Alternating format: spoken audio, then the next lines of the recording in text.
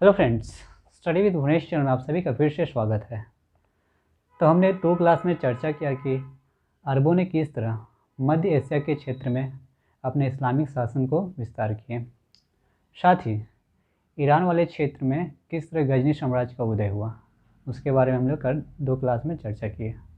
आज हम लोग कुछ महत्वपूर्ण बिंदु के बारे में चर्चा करेंगे गजनी साम्राज्य को लेकर, क्योंकि हमने जाना था कि गजनी साम्राज्य का उदय किस तरह हुआ। मोहम्मद गजनवी भारत के क्षेत्र में 17 बार आक्रमण किए, इसके बारे में हम लोग विस्तार पूर्वक चर्चा किए। आज हम लोग गजनी साम्राज्य के बारे में कुछ महत्वपूर्ण बिंदु पर क्या करेंगे, चर्चा करेंगे। राइट, तो चलो शुरू करते हैं। तो गजनवी के दरबार में जो दरबारी कवि थे उनका नाम इत्वी था। उत्बी ने एक रचना किया था, उन्होंने रचना किया था किताबे उल आमीन और तारिक-ए-आमीन। इन्होंने 2 पुस्तकें की रचना की थी। साथ ही अरबी में लिखे गए तहक़ाक़-ए-हिंद, उनका अनुवाद जो था सचालू, तहक़ाक़-ए-हिंद का अंग्रेजी में अनुवाद जो किए थे उस सचालू ने किए थे। जो ये क्या थे, गजनवी के दरबार में एक इतिहासकार के रूप में रहते थे सचालू। साथ ही साथ हिंदी में जो ये तारिक-ए-हिंद जो पुस्तक है, इनका अनुवाद हिंदी में, ये तो अंग्रेजी में अनुवाद कौन किए थे, सचालू ने किए थे। साथ ही जो हिंदी में अनुवाद किया गया था वो हमारे रजनीकांत शर्मा के द्वारा किया गया था, तारिक-ए-हिंद।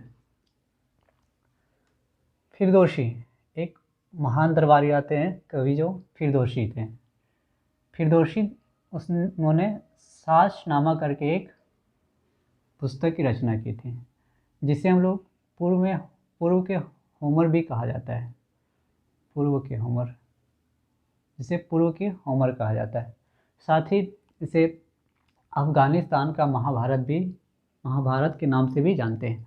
जो फिरदौसी थे वो साशनामा की जो रचना किए थे वो फारसी भाषा में किया गया था। ठीक है, यहाँ पे हमने जाना कि तहक़ाक़-ए-हिंद जो ये पुस्तक था, ये पुस्तक था हमारे साशनामा जो है, साशनामा जो पुस्तक है, साशनामा नहीं, किताब उल हिंद, इसी तहक़ाक़-ए-हिंद को हम लोग क्या बोलते हैं, किताब उल हिंद। ठीक है। साथ ही बेहाकी ने अपनी पुस्तक में एक पुस्तक की रचना की थी जिसका नाम था तारिक-ए-सुबुत्गिन। इसने जो चर्चा किए थे अपनी पुस्तक में, सुबुत्गिन के जीवनी के बारे में चर्चा किया गया था। इन्होंने इन सुबुत्गिन के कालक्रम के बारे में क्या, कितना इसके साम्राज्य के विस्तार के क्षेत्र में अपने साम्राज्य में क्या क्या किए, उनके बारे में चर्चा किस पुस्तक में किया गया है, तारिक-ए-सुबुत्गिन। एक इन्होंने किए, किसने किए हैं, बेहाकी ने किए थे। ठीक है। साथ ही साथ गजनी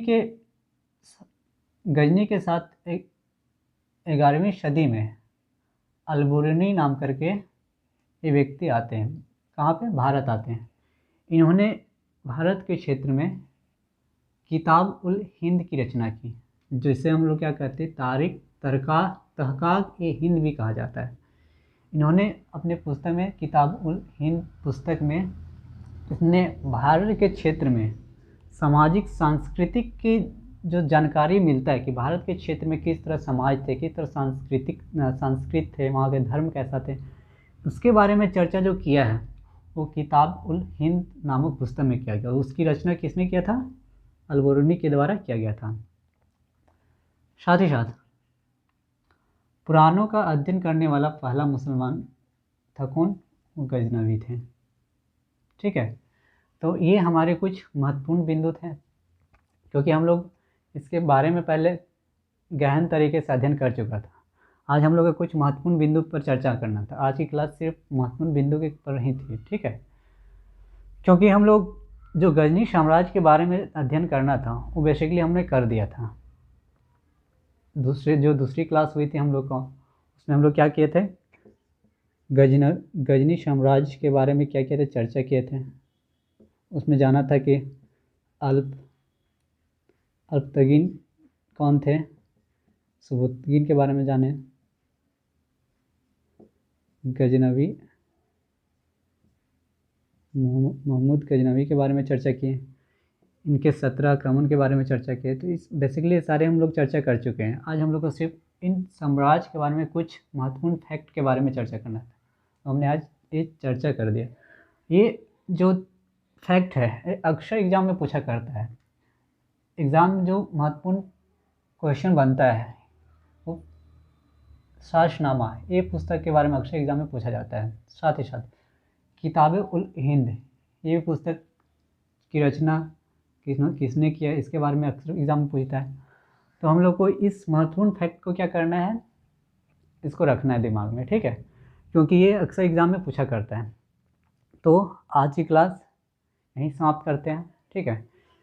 मिलते हैं एक और बेहतर क्लास में, तब तक के लिए धन्यवाद।